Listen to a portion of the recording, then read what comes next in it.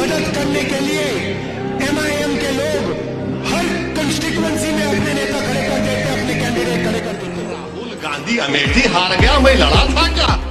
BJP को सियासी मात देने के लिए बना विपक्षी गठबंधन इंडिया मध्य प्रदेश विधानसभा चुनाव में बिखरा हुआ नजर आ रहा है।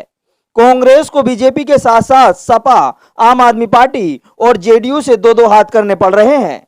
लेकिन असली टेंशन ओवैसी की एआईएमआईएम के चुनावी रण में उतरने से बढ़ गई है।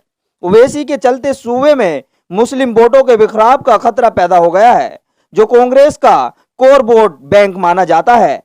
ओवैसी ने मध्य प्रदेश की 2 मुस्लिम बहुल विधानसभा सीटों पर अपने कैंडिडेट उतारे हैं, जिनमें एक सीट जबलपुर पूर्व और दूसरी सीट बुरहानपुर है। जबलपुर पूर्व सीट अनुसूचित जाति के लिए आरक्षित है, जहां से एआईएमआईएम ने गजेंद्र उर्फ गज्जू सोनकर को उतारा है, तो वहीं बुरहानपुर सीट से नफीस मानशा खान को टिकट दिया है।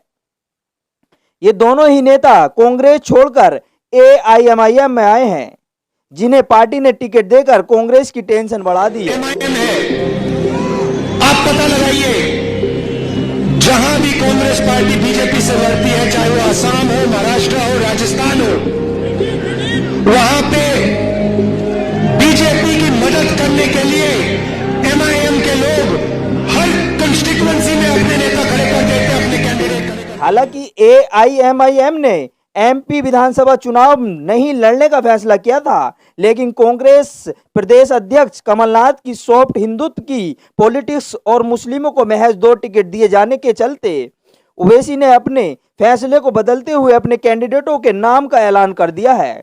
इस तरह ओवैसी ने दलित और मुस्लिम कॉम्बिनेशन के जरिए एमपी में दस्तक दी है। दरअसल मध्य प्रदेश में कांग्रेस इस बार खुलकर हिंदुत्व का दांव खेल रही है, जिसके चलते मुस्लिमों से दूरी बनाए हुए है। पिछले चुनाव में कांग्रेस ने 3 मुस्लिम प्रत्याशी उतारे थे, जिनमें से 2 विधायक बनने में सफल हो गए थे। कांग्रेस ने इस बार मुसलमानों के टिकट में कटौती कर दी है और 2 प्रत्याशी उतारे हैं, जो मध्य प्रदेश के इतिहास में पहली बार इतने कम प्रत्याशी हैं। कांग्रेस ने भोपाल में ही मुस्लिम कैंडिडेट को सीमित कर दिया। एमपी में मुसलमानों की आबादी 7% बताई जा रही है, जो 2 दर्जन से ज्यादा विधानसभा सीटों पर अहम भूमिका रखते हैं। निकाय चुनावों को नतीजे देखते हुए विधानसभा चुनाव में एआईएमआईएम के मैदान में उतरने से मुकाबला रोमांचक हो सकता है, क्योंकि एआईएमआईएम के उम्मीदवारों के मैदान में उतरने से मुस्लिम वोटरों का बंटवारा तय माना जा रहा है। ओवैसी ने मुस्लिम सीटों पर अपने कैंडिडेट को उतारकर मुस्लिम वोटों को जोड़ने के साथ साथ जब रैली में भाषण देंगे तो अरे तुम्हारा राहुल गांधी अमेठी हार गया, मैं लड़ा था क्या?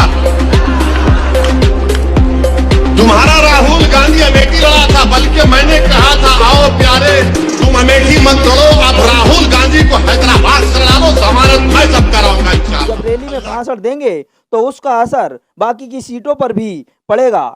एआईएमआईएम ओवैसी की रैली की रूपरेखा बन रही है। 3 नवंबर के बाद एमपी चुनाव के कार्यक्रम तय हो जाएंगे। माना जा रहा है कि बुरहानपुर में कम से कम 4 से 5 रैली ओवैसी करेंगे, तो जबलपुर में भी 2 से 3 रैली का प्लान है। ऐसे में देखना यह है कि ओवैसी कांग्रेस के लिए किस तरह से टेंशन बढ़ाते हैं। ऐसी ही और वीडियोस देखने के लिए हमारे यूट्यूब, फेसबुक और इंस्टाग्राम पेज को फॉलो कर कमेंट बॉक्स में अपनी राय दें। News desk ABC world Hindi.